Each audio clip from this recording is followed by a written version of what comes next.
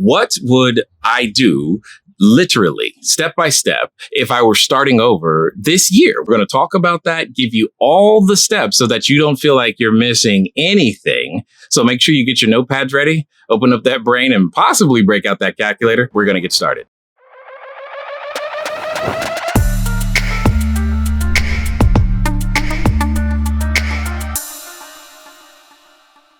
We're going to talk about what I would do if I were starting over. So before I tell you what I would do if I were starting over, let me tell you how I started.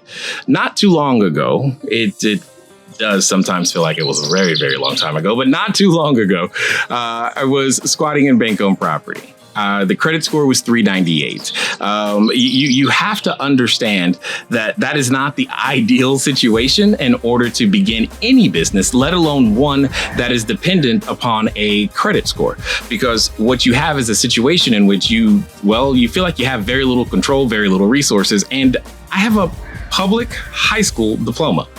A public high school diploma is not known for opening and giving you access to many things that the world has to offer. Here's my point. What I started with, many people would call very little, aka nothing. And I want to say that to you, not to impress you, but to impress upon you that where you are today is enough. Where you have been is okay. It's where you want to go that ultimately matters. So, one of the many reasons I like short-term rentals is simply because it's low starting cost. That low starting cost can put you in a situation in which you can quickly have control over other people's properties and begin to earn income from them. So this is something I want you to understand is you don't have to own the property. So because you don't have to own the property, getting started can happen in a very, very short period of time. It doesn't have to take that long. In other words, here's what I mean. Let's say that you are looking for a property to rent. Notice I said rent, not own. When you're looking for a property to rent, the process is pretty much find the landlord or the person who controls or owns the property now and ask them for a lease. You discuss some terms, you sign it, and later that same day, you could be in control over a space. Now, I know I made that sound super easy. That is not lost on me. But right now, I just want you to understand how quickly the process can actually occur. So, because the process can go fast, there's an advantage when you're starting with very little resources. There's an advantage. What advantage might you say? Well, it's the fact that you don't need much. Now, many of you, I know you're already in the comments telling me about, but what about credit and what about the first and last month and what about all of those things? Don't worry, I got you. We're going to address that. So having built a real estate portfolio from very little resources from the beginning gives me an advantage because that's always how I look at the real estate market. It's never a situation for me to where I was like, oh no, I don't have the credit, or oh no, I don't have the money. At least that's what it is today because I learned the real estate market without any of the common things that are considered a bonus or an advantage. So what I learned to do was to create value that the marketplace would compensate me for. In this case, one of the things I had to learn to do was to bring people together because I started as a wholesaler. So I would bring people together, buyers and sellers, and find a way to put a property someone wanted to sell under contract and find a person who wanted to buy a property. And I would insert myself in the middle. That's a process known today as wholesaling. But even though I've been able to complete well over 200 transactions, if I was starting over today, what I would do is short-term rentals. So step number one, I would still create value in the marketplace, right? Because creating value in the marketplace is always in style, regardless. How would I create that value? Honestly, by creating a community. That community would be built around education and fun. So what does that mean? That means in this case, I would build a community around a board game called CashFlow 101. Now, some of you, maybe you've played it before. You can still get these games on Amazon. And by all means, if you want access to some of the resources we have available, check the links below. And, by all means, click them, use some of those items because they definitely help and support the channel.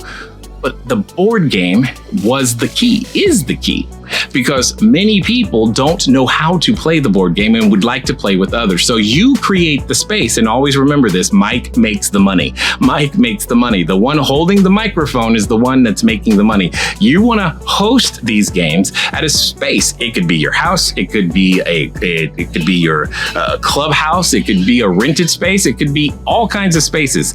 Don't get distracted by that. I just want you to play a board game with a lot of people that you don't know yet, because those individuals bring all the resources that you need.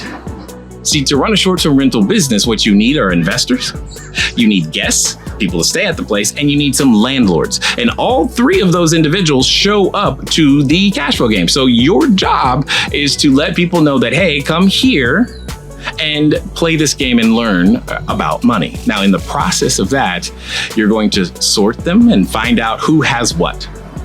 Over time, and that time could be as much as 2 or 3 weeks, you're going to find out that you've got investors, you've got guests, and you've got landlords in the room.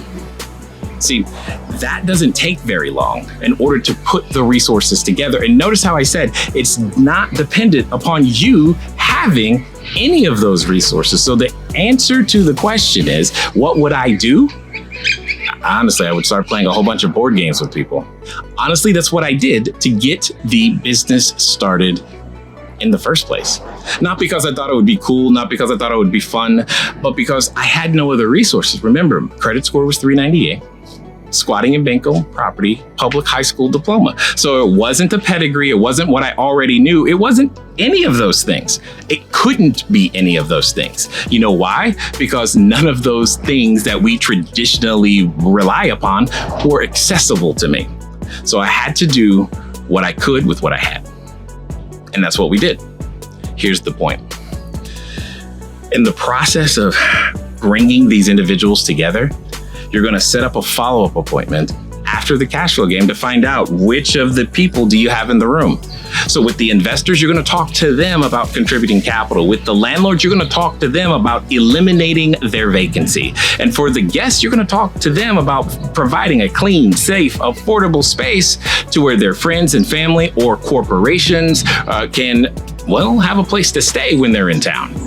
See, all three of those individuals are what you need to run the business, and you can find them all at a cash flow game. It sounds highly improbable, and if we hadn't been doing it for more than a decade already, I would be just as doubtful as you might be right now. But that's exactly what I would do. And here's the thing.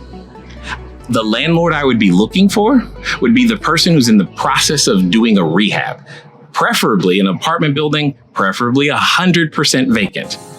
The investor I would be looking for is the one who just got fired from a job, or recently laid off, if you will, because they likely have a retirement account at a traditional institution. And again, what most people don't know is that you can take those same retirement accounts, your 401ks, your 403bs, your 457s, your 412is, and many others, and find ways to use those funds without penalty, providing that person a better benefit and giving you the capital you need to get your business off the ground. And additionally, when economies can get tough or when people have challenges, it is always good to be in a position to provide a clean, safe, affordable place to stay. So you have a unique advantage in the marketplace. And so long as humans, meaning you and me, like a roof over our head, well, guess what? You will always be able to find a customer for your temporary housing, aka short-term rental, aka Airbnb business. Here's the thing. It's never going out of style. So after that, it's all about scale. What does that mean?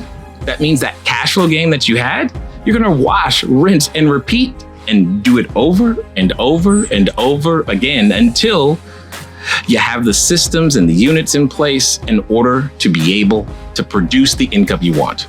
Now, I know some of you are like, well, then why wouldn't I just buy the property? And what about the equity and this, that, and the other? Well, this video, we don't have the time to get all the way into that. But what I will say is this. One of the challenges that we have as a society is the fact that we buy things out of sequence. And it's how we finance things that gets us into trouble. Again, I'm not against a college education. I'm against how it's financed with those student loans. I'm not against owning your primary residence where you live. I'm against when in the process do you actually go through that. And you know what?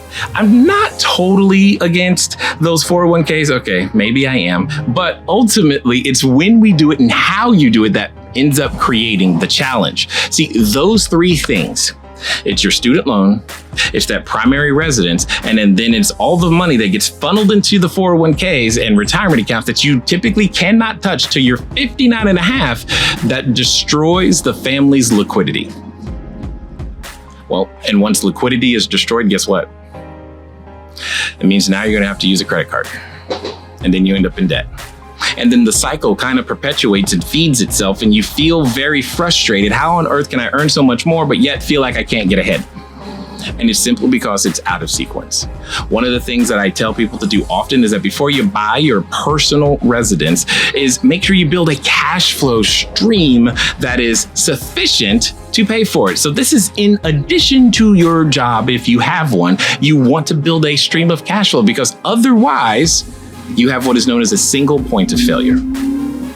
So, said succinctly, if I was today to start over, I'm gonna go get me 2 or 3 copies of the Cashflow board game. I'm going to set up and promote that, hey, I'm playing this board game, and whoever shows up, what I'm going to do, I'm just gonna serve them. I'm going to do my best to educate them on the financial concepts that are taught in the game, even if I don't even feel confident about playing the game myself. Guess what? I'm still gonna do it, because the learning process is something that could be shared.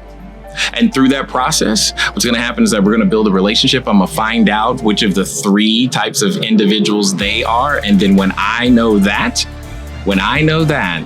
what's gonna happen is that I'm gonna sort them and make them an offer they can't refuse, whether that be as an investor, a landlord, or a guest, so that I can build the business, providing value to the marketplace while simultaneously resolving my own financial needs.